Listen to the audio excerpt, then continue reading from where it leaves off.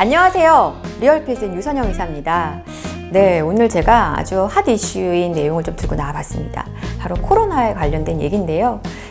사실 우리나라의 확진자 수가 막 늘어날 때는 어서 좀 잠잠해졌으면 하고 바랬고요. 이제 조금씩 확진자가 줄어가고 있는 시점에서 문제가 생겼죠. 지금 세계적으로 확진자가 늘어나면서 이게 단순한 질병의 문제가 아닌 세계의 지금 경제 상황을 악화시키는 요인으로 작용하기 시작을 했습니다. 자, 그래서 지금 많은 분들이 저렇게 증시도 급락을 하고 상황이 안 좋아지는데 부동산 시장도 여파를 받아서 2008년도처럼 2008년 금융위기와 비슷해 보이는데 이 상황을 혹시 그때처럼 가게 되면 주택시장도 혹시 무너지지 않을까, 부동산도 타격을 입지 않을까, 이런 걱정들을 많이 하시는 것 같아서 과연 그때와 지금 어떤 점이 다른지 한번 좀 짚어보려고 제가 이렇게 오늘 내용을 가지고 나왔습니다. 자, 먼저 첫 번째 그림을 보시면은요, 제가 맛있는 음식을 들고 나왔어요. 곱창볶음입니다. 음식점을 요즘 이렇게 컨설팅 해주는 프로그램에 이제 이 곱창볶음이 나옵니다. 처음에 이제 식당에서 맛있게 야채랑 재료를 넣고 음식을 볶아냅니다. 그리고 첫 시식을 이제 하기 위해서 음식을 테이블에 냈을 때 전문가가 말하죠. 이거 모양과 색깔, 빛깔이 굉장히 일반적인 맛있는 곱창볶음과 유사하다. 윤기도 좋고, 봤을 때 문제가 없어 보이는데 먹어보자. 그리고 맛을 봅니다. 과연 맛이 어땠을까요? 네, 맛이 이상했죠. 맛이 달랐죠. 자, 왜 이런 얘기를 제가 드리느냐. 지금 우리가 보고 있는 시장 상황이요. 마치 2008년도와 모양과 빛깔과 윤기가 비슷해 보이는 것이죠. 그런데 그 내용은 좀 다른 것 같다. 이런 말씀을 드리고 싶은 거고요. 다른 말로 표현하자면은, 무늬가 같다. 그런데 재질이 좀 다르다. 이런 식으로도 제가 말을 좀 표현을 해봤는데요. 자, 그럼 어떤 점이 같은 건지 한번 볼까요? 지금 2008년도 금융위기와 지금이 뭐가 닮았을까? 일단 첫 번째로 보이는 건 눈에 딱 보이는 증시의 급락이죠. 지금, 미국의 여러 지수들 다우라든지, 나스닥이라든지 S&P라든지 지금 상당히 가격이 크게 빠지면서 시장에 큰 충격을 안겨줬습니다. 과거에도 마찬가지였죠. 그 2008년도에 무려 한 1년 동안 증시가 한 54% 이상 빠지면서 세계가 굉장히 신음하는 상황이 됐었습니다. 지금 증시의 급락이 사람들의 걱정을 만들어내고 있죠. 그때와 비슷하지 않을까라고요.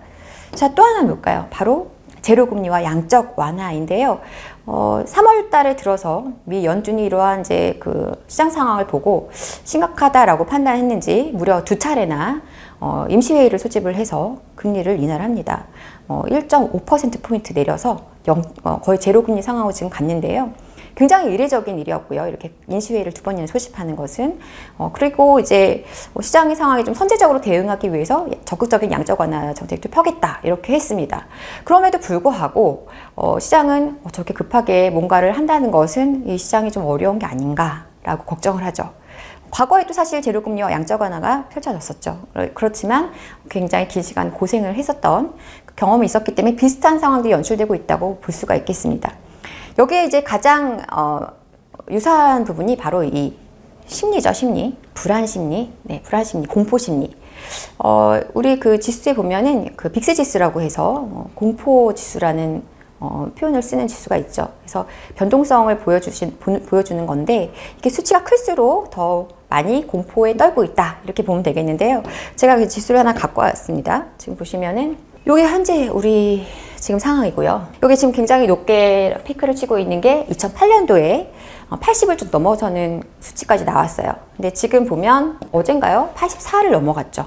굉장한 공포에 지금 사람들이 공포감을 느끼고 있다. 이 시장에 대한 불안감에 굉장히 시달리고 있다. 이렇게 봐야 되겠습니다. 오히려 2008년도보다도 더 불안에 떨고 있죠. 심리적으로 굉장히 위축되어 있습니다. 자, 그러면 이런 것들이 좀 비슷한 상황이라고 한다면 그럼 뭐가 다를까? 실제적인 내용이 어디가 차이가 있나를 좀 봐야 되겠죠? 다른 점을 한번 짚어볼게요.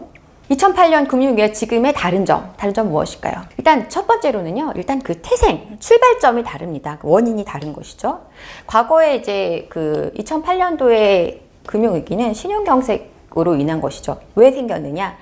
너무 미국의 주택시장이 너무 뜨거워지면서 과도하게 달궈지면서 신용의 등급이 낮은 그러니까 굉장히 신용도가 낮은 사람들에게도 높은 대출을 마구마구 허가해 주면서 신용에 문제가 발생하면서 금융권이 무너지고 그로 인해서 전체적인 시장에까지 영향을 미치게 됐죠. 리먼 브러더스 사태라든가 이런 것들이 사실 좀 대규모의 아주 탄탄했던 은행들이 사실은 이제 문을 닫게 되는 상황들이 발생하고요. 이런 사태가 발생해서 사실은 그 자체에서 어떤 경제적인 문제 자체가 크게 틀어지면서 생겼던 것과 다르게 이번에 문제는 사실은 바이러스에 의한 것이죠. 그래서 이 바이러스가 전파되다 보니까 사람들이 움직이지 않고 공장이 멈추고 그러면서 기업들이 멈추고 더 이상 사람들이 일을 하지 못하고 이런 상황이 오는 것입니다.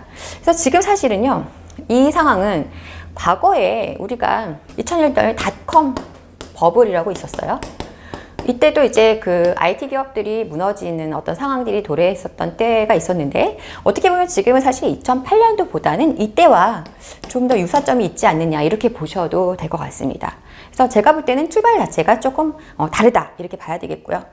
두 번째는요, 환율입니다. 환율 상황을 좀 보면은요, 그 한은에서 어젯밤에 오늘이군요. 오늘 새벽에 제가 자료를 이제 그래프를 가져온 겁니다. 굉장히 오랜 전 거부터 내용이 있어요. 이때는 엄청나게 환율이 급등했죠. 바로 97년 IMF예요. 그리고 나서 또 가격이 급등했습니다. 이때가 2008년 금융위기죠. 현재는 여기에 있어요. 굉장히 상대적으로 안정된 흐름을 보여주고 있는 것을 볼 수가 있습니다. 이때는 막 한 달 사이에 300원씩 오르는 그러한 엄청난 변동성을 보여주는 상황이었습니다만 지금은 굉장히 안정된 모습을 보여주고 있어요. 그래서 이게 지금 경제 상황에 대한 하나의 어떤 상황을 좀 우리가 체크해 볼 수 있는 요소가 아닐까 이렇게 봐야 되겠고요. 또 이제 어제 밤에 또 좋은 희소식이 있었습니다. 바로 이제 한미 간의 그 통화 스와프를 체결한 것이죠. 600억 달러를 이제 체결하게 됨으로써 지금 실제적으로 그 발표된 뭐 10시 반, 11시 정도에 제 기억으로는 11시 안 됐을 때 발표했던 것 같은데 굉장히 안정적으로 환율이 이렇게 가격이 좀 내려온 걸 볼 수가 있습니다. 일단은 뭐 이런 것들이 영향을 미쳐서 뭐 우리나라뿐 아니라 뭐 스웨덴이라든가 여러 다른 나라들과도 통화 스와프를 체결함으로 해서 시장이 좋은 사인으로 작용을 해서 지금 뭐 해외 나스닥이라든가 지금 뭐 다우 다 상승세로 마감을 했고요. 유럽 증시도 다 좋은 호조세로 끝났죠. 우리나라도 현재까지는 그렇게 나쁘지 않은 상황인 것 같습니다. 어쨌든 간에 지금 이제 이 환율 역시 하나의 우리가 체크해봐야 되는 부분이 아닌가 생각이 되고요. 역시 과거와는 좀 다른 모습을 보여주고 있다. 자, 마지막은요. 바로 이 기간이에요. 과거 이제 2008년도에는 굉장히 장기간 침체가 지속이 됐습니다. 한 18개월 동안 침체기였기 때문에 굉장히 뭐 실업률도 증가하고 기업은 도산하고 정말 굉장히 어려운 시기를 보냈죠. 그래서 그 시간 동안 전 세계 같이 굉장히 아파했던 그런 기간이었다면 지금은 사실 제가 볼 때 이 상태가 과연 얼마나 지속이 될까에 대해서 저는 조금 너무 이만큼은 아니지 않을까. 기간에 대한 우리나라만 해도 지금 코로나 사태가 어느 정도 지금 지나면서 조금씩 잦아들고 있고요. 중국도 그랬고 그래서 조금 보수적으로 길게 본다고 해도 결국은 종결될 일이고 끝날 일이고 기간은 조금 더 짧아질 것이다 이렇게 생각을 해봅니다. 그래서 지금 이렇게 다른 여러 가지 차이를 비교해 봤을 때 2008년도와 지금을 같은 선상에 놓고 보기에는 겉으로 보여지는 것과 다르게 내용적인 부분에서는 차이가 있다라는 점을 얘기 드리고 싶은 거고요. 제가 마무리로 이제 시사할 점에 대해서 한번 얘기를 나눠보면요. 코로나가 미치는 그 충격은 결국 작진 않아요. 그렇지만 이게 단기 충격이라면 결국은 어느 시점에 가면 끝나게 될 일이라는 것이죠. 그래서 끝났을 때 그 다음이 무엇이냐가 사실 더 중요합니다. 자, 끝난다. 그래서 이게 만약에 신용 경색으로까지 번지지 않는다면 우리 한국의 부동산 시장은 굉장히 좀 안정적이다 보니까 그 이후에는 어떻게 보면 다시 반등세가 나올 가능성이 높아 보인다는 것이고요. 다만 과연 이 장세가 이런 상황이 얼마나 장기화되는지가 관건이 될 것 같습니다. 그래서 코로나 사태가 좀 생각보다 빨리 진정세에 접어들게 되면 그 다음에는 우리가 그 다음 시장이 어떻게 될지에 대한 생각이 필요하겠고요. 과연 이게 얼마나 길어질까에 대해서 우리가 좀 지켜볼 필요가 있겠죠. 많은 분들이 부동산 시장에 대해서 걱정을 많이 하시는데요. 사실 미국의 지금 주택 시장도 굉장히 좀 안정적인 편이고, 우리나라도 미국과 굉장히 이렇게 동조해서 가는 주택 시장과 동조해서 가는 특성을 갖고 있어요. 그래서 만약에 이게 식용경색으로 가지 않는다면 아마 우리 시장도 굉장히 견고하게 잘 버텨줬다가 버텨줄 것이라고 저는 생각을 하고 있고, 또 하나 우리 시장에 대해서 제가 좀 얘기 드리고 싶은 게 있다면, 제 그림으로 표현을 해봤어요. 자, 물이 콸콸 흘러가고 있습니다. 물이 콸콸 흘러가고 있는데 여기에 바위를 콱 얹어요. 그러면 엄청 큰 바위가 만약에 얹혀진다고 했을 때 물이 멈춥니까? 물은 옆으로 돌아서 흘러가겠죠. 큰 뚝을 쌓으면 잠시 막혀 있을 수 있지만 너무나 물이 넘쳐 흐르다 보면 뚝을 넘어서 물이 흘러 넘치겠죠. 그래서 지금의 어떤 상황은 제가 봤을 때 결국은 이 물이 흘러가게 될 거라는 얘기를 드리고 싶은 것이고, 이 물은 부동산에 지금 모이는 두 가지 요인이 있는데, 하나는 유동성이고 하나는 수요입니다. 유동성이란 건 자금이죠. 지금 서울의 어떤 서울과 수도권 일대의 규제 지역 같은 경우에는 규제로 인해서 거래가 멈춰 있거나 조정을 받는 지역도 있을 수 있겠는데요. 그 외 비조정 지역 같은 경우에는 지금도 거래가 계속 터져 나오고 있습니다. 어딘가에 돈을 담을 곳이 필요한 것이죠. 그래서 지금의 유동성이 굉장히 힘이 나쁘지 않은 상황이고요. 또 하나는 이제 수요인데요. 수급이라고도 말을 할 수가 있겠는데, 공급은 부족한 상황이에요. 지금 서울의 공급이 굉장히 부족해지고 있고요. 그리고 또 그 신규 주택이 아니더라도 기존에 있는 아파트들도 여러 요인으로 인해서 임대사업자라든지 세금 문제로 인해 거래가 잘 이루어지지 않는, 물건이 잘 나올 수 없는 구조로 되어 있습니다. 그런데 사람들은, 실수요자들이 지금 이 아파트를 찾아야 하는 사람들이 있어요. 그래서 서울 시장을 보더라도 지금 고가 주택들은 거래가 좀 조정받거나 아니면 멈춰 있다면, 오히려 중저가 아파트들 중심으로 해서 가격들이 올라가고 거래가 꽤 꾸준하게 진행되는 것을 볼 수가 있습니다. 바로 수요의 문제인 것이죠. 자, 이렇게 해서 지금의 시장에 대해서 우리가 한번 진단을 해봤고요. 마지막으로 이런 말씀을 좀 드리고 싶습니다. 이런 말이 있죠. 탐욕에 팔고 공포에 사라, 이런 말이 있는데요. 지금 사자는 얘기가 아닙니다. 다만 지금의 이 공포의 시장을 우리가 같이 거기에 들어가서, 아니면 탐욕이 넘치는 시장에 같이 들어가서 거기서 허우적대지 말고, 그 시장에서 조금 나와서 객관적으로 시장을 바라보고 조금 지켜볼 수 있는 그런 지혜가 필요한 시점이 아닌가라는 생각을 합니다. 여러분들 너무 이 시장 상황에 대해서 그냥 감정적으로 대응하지 마시고요. 시장이 어떻게 흘러가는지 잘 지켜보시면서 대응하시면 좋겠고요. 그리고 지금 이런 상황에서도 내가 거주할 집을 사야 한다면, 그리고 내가 뭔가를 지금 투자를 해야 한다면 과연 어떤 식으로 해야 할지, 거기에 적합한 방향 다음 시간에 한번 안내 드리도록 할 테니까요. 다음 시간도 많이 시청 기대해 주시기 바랍니다. 네, 저는 오늘 여기까지 하겠습니다. 시청해 주신 여러분 감사합니다.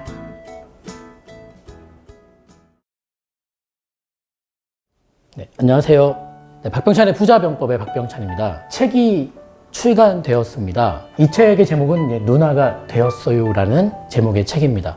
보이는 이 사진의 친구는 제 딸입니다. 이게 어떤 책이냐면요, 우리 교회 목사님께서 아주 아픈 친구가 있는데 그 친구를 도왔으면 한다라고 말씀을 하시면서, 또 어린 친구들 중에서 특히 이 희귀 난치병 있는 친구들을 좀 도우면 좋겠다라는 그 취지가 너무 좋아서 시작하게 된 일입니다. 책은 정가는 15,000원입니다. 그리고 이 15,000원 중에서 우리 유통과 이 판매 구조상 나가는 비용이 9,000원이라고 합니다. 그러면 실제적으로 이 15,000원의 책을 팔아서 6,000원의 그런 수익을 낼 수 있는 것인데요. 그렇다면 너무 비용이 많이 들고 아픈 친구들을 많이 도울 수 없기에 총 3,000부를 찍은 이 책에서 1,000부만 인터넷 서점과 일반 서점에 유통을 시키고, 2,000부는 제가 유통 마진 없이 직접 판매를 하겠다라고 해서 총 2,000권이 판매를 해야 되는 상황입니다. 책의 출판 비용은 총 1,755만 원이 들어갔고, 그것은 제 개인적인 기부 형식으로 쓰겠습니다. 이 책 판매 수익 전액은 우리 난치병을 앓고 있는 우리 미성년의 어린 친구들을 돕는 데 쓸 생각입니다. 그래서 여러분들께서 도움을 주시고 또 온전히 손길을 베풀어 주신다면 정말 감사드리겠습니다. 자, 그러면 지금부터 도서구입 방법에 대해서 말씀을 드리겠습니다. 먼저 첫 번째로 해주실 내용은요, 계좌로 지금 보이시는 이 계좌번호로 도서 금액을 보내주시면 감사하겠습니다. 자, 보시면 원래 이 책의 정가는 15,000원입니다. 다만 저희가 전문 판매업이 아니기 때문에 포장이며 배송이며 깔끔하게 보내드리기는 어려울 것 같습니다. 다만 회사 통해서 구입하시는 분들은, 저에게 직접 연락 주셔서 구입하시는 분들은 제가 직접 손수 이렇게 자필 서명을 꼭 해서 감사의 뜻을 이렇게 좀 보내드릴 수 있는 것을 해드리겠습니다. 그리고 2만 원 이상을 부탁드립니다. 택배비며 여러 가지 비용들이 많이 들어갑니다. 도서 금액을 보내주실 때는 받는 분 통장에, 즉 입금자명을 성함과 전화번호 4자리나 본인이 알 수 있는 이렇게 내용을 좀 적으시면 좋겠습니다. 저는 박병찬 6640, 이게 제 핸드폰 뒷자리입니다. 나는 이렇게 할지 모르신다 하시는 어르신이 계시다면 그냥 보내주시고요. 저희 회사로 전화 한 통만 주시면 저희가 혼선이 없도록 응대를 해드리겠습니다. 이렇게 도서 금액을 보내주신 후에는 도서 주문 이 도메인을 클릭해 주셔서 배송 내역, 성함, 금액, 그리고 받으실 주소, 이걸 적어 주셔야 되는데요. 컴퓨터로 이렇게 영상을 보시면 영상 바로 하단에 도서 구입 신청 페이지라고 떠 있을 겁니다. 그 도메인을 클릭하시면 지금 보이시는 페이지가 열릴 것입니다. 그리고 원하시는 수량, 그리고 도서는 제목은 누나가 되었어요 선택을 해주시면 좋겠고요. 그 다음에 주문하시는 분의 성함, 입금하신 금액, 그리고 핸드폰 번호, 그 다음에 배송지 주소를 이렇게 적어주셔서 이렇게 제출하기를 눌러주시면 주문이 완료가 되겠습니다. 네, 지금부터 스마트폰으로 도서를 구입하시는 방법에 대해서 말씀을 드리겠습니다. 영상 우측에 보시면 조그만 화살표가 있습니다. 그 화살표를 눌러보시면 글이 나오는데요. 도서 구입 신청 페이지가 있고 도서 구입을 설명해 드리는 블로그 글이 있습니다. 우리는 이제 도서 구입 신청 페이지를 눌러 보겠습니다. 지금 보시다시피 도서 구입 신청 페이지가 뜹니다. 도서 구입 관련된 필독 사항이 적혀 있고요. 원하시는 수량을 1권, 2권 또는 기타 권수 적어주시면 되겠고, 도서명 선택해 주시고 주문자 이름을 적어 주시고요. 그리고 주문자분의 입금자명의 성함과 핸드폰 번호 뒤 4자리를 함께 적어주시면 혼선이 없겠습니다. 그리고 입금 금액, 입금하신 금액을 적어주시면 되고요. 핸드폰 번호 적어주시고 배송 받으실 주소를 적어주시면 되겠습니다. 계좌 안내는 다시 나와 있고요. 아래 보시면은 개인정보 수집 동의 체크하시고 제출하기 버튼을 눌러주시면 주문이 완료가 되겠습니다. 누나가 되었어요. 많이 응원해 주세요.